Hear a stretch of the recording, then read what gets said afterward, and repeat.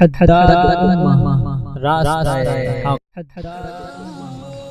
اللہ الرحمن الرحیم عن ابن عباس رضی اللہ تعالی عنہ عن النبی صلی اللہ علیہ وسلم قال خمس دعوات يستجاب لهن دعوة المظلوم حتى ينتصر ودعوة الحاج حتى يصدر ودعوة المجاهد حتى يفقد ودعوة المريض حتى يبرأ ودعوة الأخ لأخيه بظهر الغيب ثم قال وأسرع هذه الدعوات إجابة دعوة الأخ بظهر الغيب رواہ البیہقی۔ حضرت عبداللہ ابن عباس رضی اللہ تعالی عنہما سے روایت ہے کہ رسول اللہ صلی اللہ علیہ وسلم نے ارشاد فرمایا 5 آدمیوں کی دعائیں خاص طور پر قبول ہوتی ہیں، مظلوم کی دعا جب تک کہ وہ بدلہ نہ لے لے، نمبر 2 حج کرنے والے کی دعا جب تک کہ وہ لوٹ کر اپنے گھر نہ پہنچ جائے، نمبر 3 اور راہ خدا میں جہاد کرنے والے کی دعا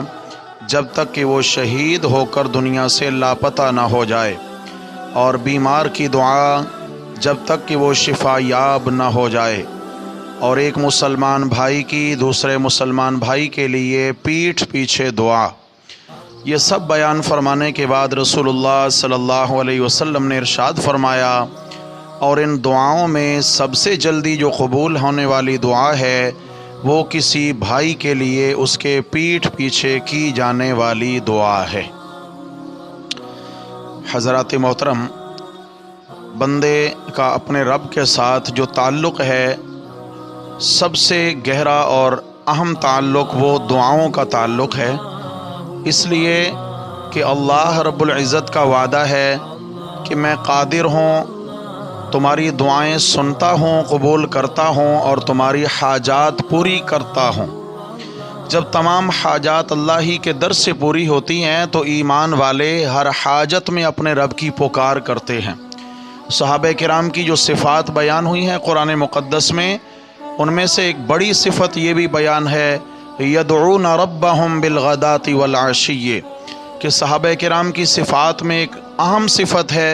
کہ وہ صبح سے لے کر شام تک، شام سے لے کر صبح تک اپنے رب کی پکار کرتے ہیں، رب سے مانگتے ہیں۔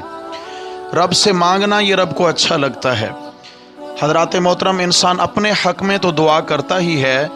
اور دعائیں ماشاءاللہ قبول بھی ہوتی ہیں اگر دعا کو صحیح دعا کے رنگ میں مانگا جائے۔ اس کے علاوہ اس حدیث میں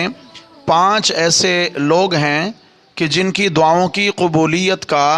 رسول اللہ صلی اللہ علیہ وسلم نے وعدہ فرمایا ہے، جن میں سے فرمایا کہ ایک تو مظلوم کی دعا اللہ قبول فرماتے رہتے ہیں جب تک کہ وہ بدلہ نہ لے لے، کیونکہ تب تک وہ مضطر ہوتا ہے، پریشان حال ہوتا ہے، اور اللہ تبارک و تعالی پریشان حال بندے کی دعا قبول فرماتے ہیں۔ ایک مظلوم کی دعا، اور دوسرا فرمایا حاجی کی دعا ہے جب تک کہ وہ اپنے گھر لوٹ کر پہنچ نہ جائے، کیوں کہ حاجی بھی اللہ کے لیے سفر میں ہوتا ہے اور وہاں حج کے میدان، حج کے معاملے میں عرفات کے میدان میں، مزدلفہ کے میدان میں، منا میں مشکلات اٹھاتا ہے، تو پراگندہ حال مسافرت میں اور پھر وہاں تھکا ہارا، اس حال میں اللہ کو اس پہ ترس اور رحم آتا ہے، اللہ اس پہ رحم فرما کر اس کی دعائیں قبول فرماتے ہیں۔ حاجی کے متعلق یہ ترغیب دی گئی ہے احادیث میں کہ جب تک وہ اپنے گھر نہ پہنچ جائے، راستے میں جہاں تک ممکن ہو سکے اس سے دعا کرا لی جائے، یعنی اپنے حق میں تو اس کی دعائیں قبول ہوتی ہی ہیں، اگر کوئی گھر پہنچنے سے پہلے اس سے دعا کرا لے تو اس کے حق میں بھی دعا کی قبولیت کا وعدہ ہے۔ گھر پہنچنے تک یہ کیوں شرط لگائی؟ اس لیے کہ جب گھر آ جائے گا تو پھر دنیا کے معاملات میں اس کا دل مشغول ہو جائے گا، ابھی تو محض اللہ کے ساتھ اس کے دل کا لگاؤ ہے، اس لیے حاجی کی دعا کی قبولیت کا یہاں وعدہ فرمایا۔ اور اس کے بعد فرمایا جہاد کرنے والے مجاہد کی دعا جب تک کہ وہ شہید ہو کر دنیا سے رخصت نہ ہو جائے، کیونکہ جب وہ دشمنوں کے نرغے میں ہوتا ہے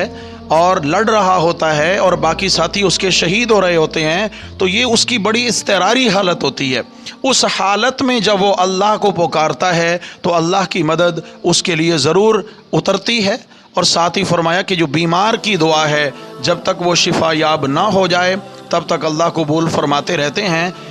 میرے بھائیو، بیمار ایسا شخص ہے کہ اس کی بیماری روزانہ اس کے بدن سے گناہ ختم کر رہی ہوتی ہے۔ ایسے گناہ جھڑتے ہیں جیسے خزاں کے موسم میں درخت سے پتے جھڑتے ہیں، ایسے مریض کے بدن سے اللہ گناہوں کو جھاڑ دیتے ہیں۔ تو جب وہ گناہوں سے ماشاءاللہ پاکیزہ ہو رہا ہے تو اسے اللہ کا قرب حاصل ہو رہا ہے، وہ ولایت کی منزلیں طے کر رہا ہوتا ہے اصل میں بیماری کے بستر پہ، بشرطے کہ وہ صبر و تحمل سے نبھائے اور اللہ کی قضا کو قضا سمجھے، اللہ کے فیصلے پر راضی ہو۔ تو کیا ہے، اس کی دعا اپنے حق میں بھی قبول ہوتی ہے، اور اگر کوئی اس سے دعا کرا لے تو بھی دعا قبول ہوتی ہے۔ مریض کے لیے جہاں دعا کرنے کی ہدایت ہے وہاں مریض سے دعا کرانے کی بھی ہدایت ہے، تو اس لیے مریضوں کی دعائیں بھی اللہ قبول فرماتے ہیں۔ آخر میں جو دعا خاص طور پہ فرمایا کہ قبول ہوتی ہے، وہ کسی مسلمان کی دوسرے مسلمان کے لیے اس کی پیٹھ پیچھے دعا ہے۔ سامنے اگر دعا ہوگی تو ممکن ہے اس میں اخلاص کی کمی آ جائے، دکھلاوا ہو جائے، لیکن اگر پیٹھ پیچھے کوئی کسی کے لیے اللہ سے خیر مانگ رہا ہے تو اس میں کمال درجے کا اخلاص ہے، اس میں اس کا کوئی مقصد ہی نہیں ہو سکتا ماں سوائے بھلائی اور خیر کے۔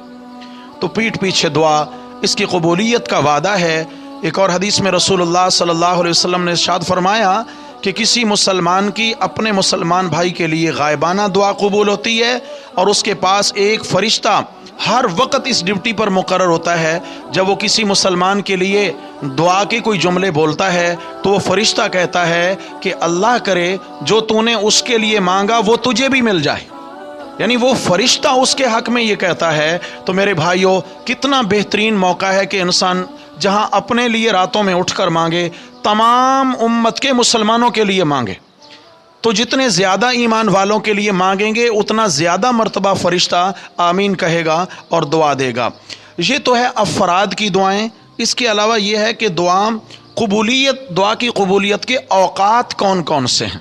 افراد تو یہ ہو گئے، اوقات کون کون سے ہیں؟ آپ صلی اللہ علیہ وسلم نے فرمایا، من صلی فریضۃ فلہ دعوۃ مستجابہ ومن ختم القرآن فلہ دعوۃ مستجابہ۔ جو فرض نماز سے فارغ ہو جائے اور دل لگا کے اللہ سے دعا مانگے، فرض نمازوں کے بعد اللہ دعا قبول فرماتے ہیں۔ بڑی بد نصیبی کی بات ہے کہ کوئی بندہ فرض نماز پڑھے اور دعا مانگے بنا اٹھ کے چلا جائے۔ یہ ایسا ہی ہے جس نے مزدوری کی ہو اور جب اجرت حاصل کرنے کا وقت آئے تو وہ چھوڑ چھاڑ کے چلا جائے۔ اس لیے اگر بہت بھی جلدی ہو کم از کم اتنے جملے ضرور کہہ دے، اللہم انت السلام ومنک السلام تبارکت یا ذا الجلال والاکرام، اتنے جملے ضرور کہہ دے۔ ایک تو یہ ہے۔ دوسرا فرمایا، فرض نمازوں کے علاوہ جب ایک شخص قرآن کی تلاوت کرتے کرتے تلاوت مکمل کرتا ہے، یعنی قرآن مجید ختم ہوتا ہے، اختتام تلاوت اور اختتام قرآن پر جب وہ دل لگا کے دعا مانگے گا، اللہ رب العزت اس کی بھی دعا قبول فرماتے ہیں۔ تو جہاں ہم نے اپنے لیے مانگنی ہے وہاں اوروں کے لیے بھی مانگیں۔ کیا خوبصورت رمضان المبارک کی مبارک گھڑیاں ہوں، نماز تراویح ہو، قرآن کا اختتام ہو، اللہ تبارک و تعالیٰ سے جی لگا کے بندہ مانگے، قبولیت ہے۔ اور اسی طرح فرمایا، اذان اور اقامت کے درمیان کا جو فاصلہ ہے چند منٹ کا، اذان ہوئی، نماز کے لیے انتظار میں ہیں، تو فرمایا دل سے دعا مانگتے رہیں۔ یہ اذان و اقامت کے درمیان کا وقت بھی اللہ کی رحمت کے متوجہ ہونے کا وقت ہے، اس وقت بھی دعائیں قبول ہوتی ہیں۔ دعا ہے اللہ تبارک و تعالی ہم سب کو اخلاص بھری دعائیں مانگنے کی توفیق نصیب فرمائے۔